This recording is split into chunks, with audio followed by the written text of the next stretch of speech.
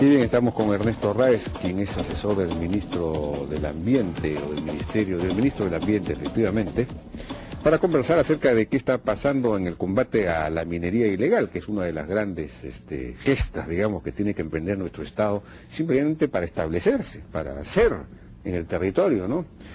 Porque la minería ilegal tiende a definir zonas verdaderamente liberadas, donde el Estado no existe, el Estado de Derecho y el Estado en general, el Estado legal, digamos, no existe. Ernesto, buenas noches, ¿qué tal? Buenas noches, Jaime, amigos. Bueno, hoy hay más de 5.000 mineros, dice la información, pues han llegado a Puerto Maldonado, han bloqueado las principales vías de la ciudad, incluso ha habido piedras en algunas casas. Exigen que se derogue, entre otras cosas, el decreto legislativo que faculta a las fuerzas del orden a decomisar maquinaria de extracción ilegal. En fin, digamos, el Estado ha sacado estos decretos legislativos contra la minería ilegal, fuertes, duros, y ha habido esta reacción. Aparentemente se van a un paro indefinido. ¿Cómo ves este asunto? Es decir, ¿contra qué aspectos de los decretos legislativos generan resistencias? Bueno, yo creo que en general lo que genera resistencia es la voluntad expresa y ahora firmemente planteada en estos decretos legislativos por parte del Estado y la voluntad muchas veces expresada por el propio presidente de la República de ponerle finalmente coto a este cáncer que hemos dejado crecer demasiado, que es la minería ilegal. 21 regiones del país están afectadas hoy día por minería ilegal. Y no es verdad que sea un tipo de actividad que esté liberando a nadie de la pobreza, que esté contribuyendo a la inclusión de nadie, sino todo lo contrario. Detrás de la minería ilegal ahora encontramos mafias, encontramos conexiones con el narcotráfico, encontramos grandes patrones que controlan espacios, como tú bien has dicho, liberados de la ley de Dios y del hombre, como poblados espantosos. Y hay unos como verdaderos peces gordos, pues hay unos verdaderos claro, empresarios y algunos han llegado muy arriba, ¿no es cierto?, Ah, sí, sí. a las primeras planas.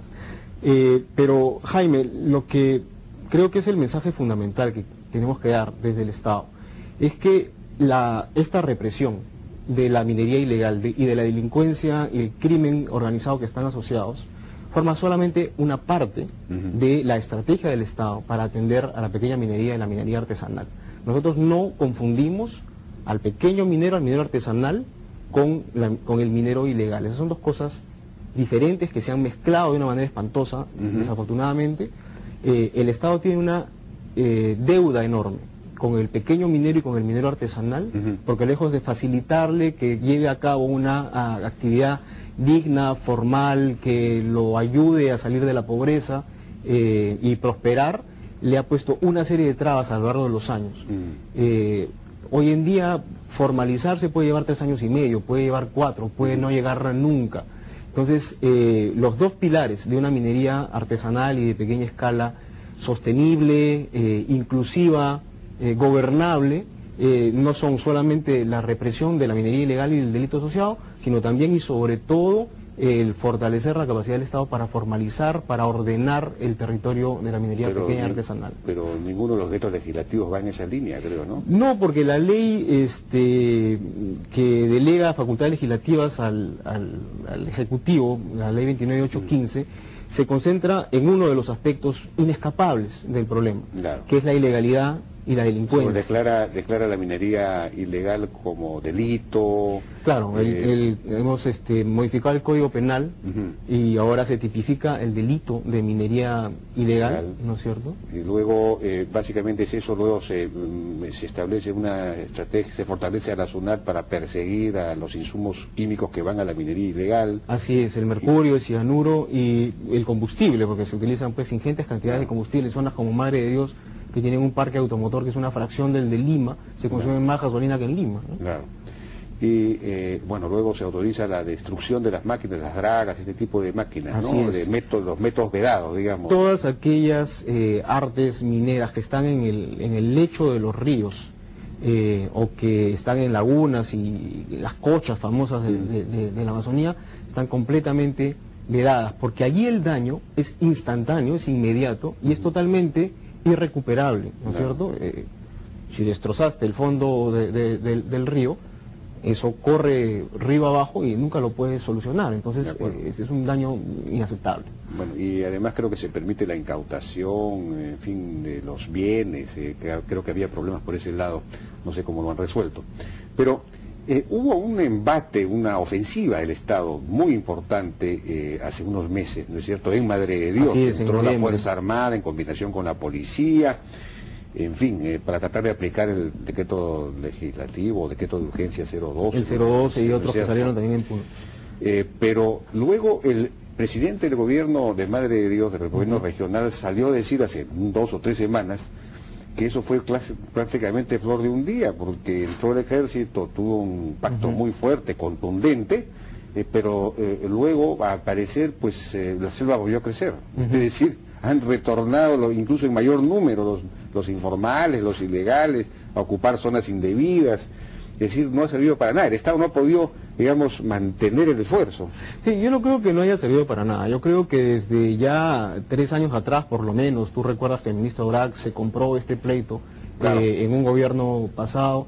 El Estado progresivamente ha ido no solamente atendiendo con mayor seriedad el problema de la minería ilegal, sino también aprendiendo en el camino. O sea, seamos claros. Tampoco es que hay una panacea, una pildorita que va a solucionar de la noche a la mañana este asunto que tiene décadas de irse cocinando. Y parte de ese aprendizaje es el progresivo aprendizaje de una estrategia policial cada vez más efectiva, ¿no? Ahora bien, estos golpes contundentes sí tienen una función muy importante y envían un mensaje que todos deberíamos atender, y es que el Estado no está interesado en perseguir a todos los pequeños transgresores, que pueden ser millares o decenas de millares por todo el territorio nacional. La mayor parte del daño social, del daño ambiental, de la penetración de los sistemas políticos causados por la minería ilegal y por el delito asociado a ella, lo producen unos pocos actores de gran poder económico, que algunos de ellos han surgido de ser pequeños mineros o mineros artesanales, y otros llegan ya con esos grandes capitales desde el crimen organizado, ¿no? Para lavar activos, etcétera. ¿Pero han sido capturados o enjuiciados, procesados algunos de estos? Eso es el camino que tenemos que caminar, ¿no? Y justamente para eso es que necesitábamos las leyes que estamos empezando a producir. La que establece, justamente fortalece el lavado de activos, fortalece la fiscalización ambiental, establece la pérdida de dominio. El señor Comeoro, el congresista Amado Romero. Amado Romero, ¿es uno de estos peces gordos?